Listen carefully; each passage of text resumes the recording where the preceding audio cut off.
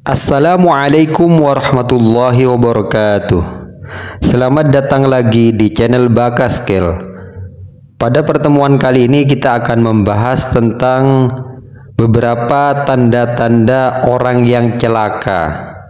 Namun sebelum membahas, terlebih dahulu kita berdoa kepada Allah Subhanahu wa taala, semoga kita dijadikan hamba yang selamat, bahagia di dunia maupun di akhirat.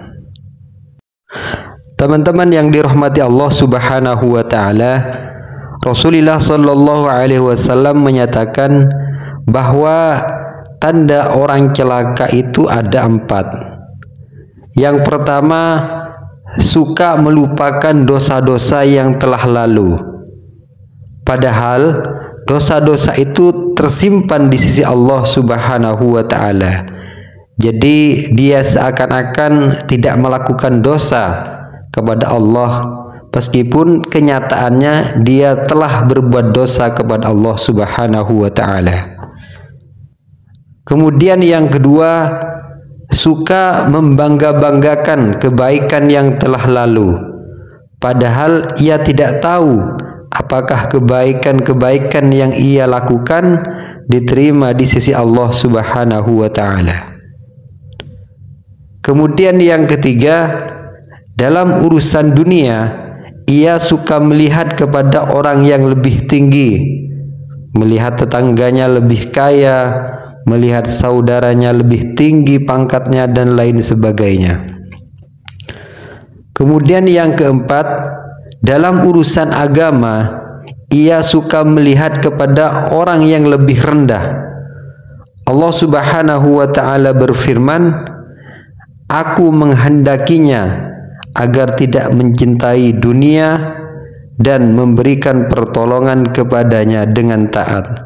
Tetapi ia tidak melakukannya, maka aku tinggalkan dia, tidak memberikan pertolongan."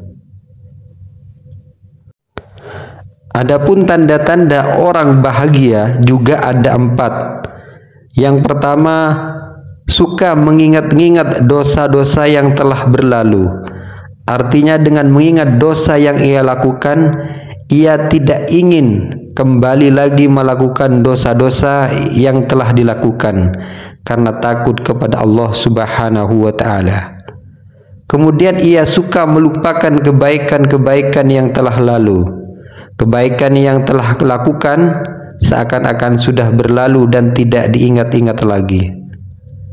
Kemudian dalam urusan agama, melihat kepada terhadap orang yang lebih tinggi. Dan yang terakhir dalam urusan dunia, suka melihat kepada orang-orang yang lebih rendah.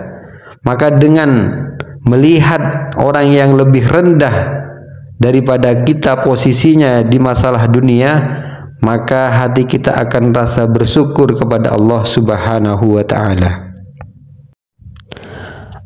Abdullah bin Mas'ud radhiyallahu anhu mengatakan bahwa 4 hal yang termasuk menyebabkan hati menjadi gelap adalah perut yang terlalu kenyang, berteman dengan orang-orang yang zalim, suka melupakan dosa, dan yang terakhir adalah banyak berhayal atau berhalu.